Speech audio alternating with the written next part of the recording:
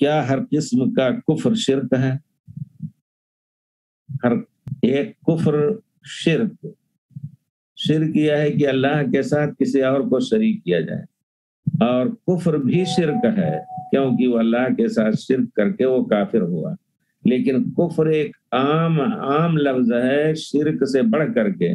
جیسے کوئی شخص یہ کہے کہ ہم کوئی اللہ وغیرہ کوئی نہیں مانتے ہیں، دنیا کا پیدا کرنے والا کوئی نہیں ہے، یوں ہی دنیا پیدا ہو گئی، یہ ملحد کہیں گے اس کو، جو بے دین ہے، لیکن وہ کافر ہے، مشرک نہیں ہے۔ اور مشرک جو اللہ کے ساتھ دوسروں کو ما یؤمن باللہ اکثرهم الا هم مشرکون، تو وہ اللہ کو ان سے پوچھا جائے کہ کس نے زمین و آسمان کو پیدا، کہیں گے اللہ۔ اس کے باوجود وہ جب شرک کریں گے تو وہ مشرک ہوئے۔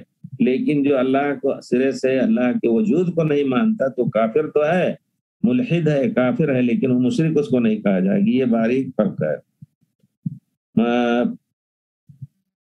جی، اہل العلم کیا کہتے ہیں؟ بہرحال ہمارے خیال سے یہی اہل العلم سے سیکھا ہے ہم نے۔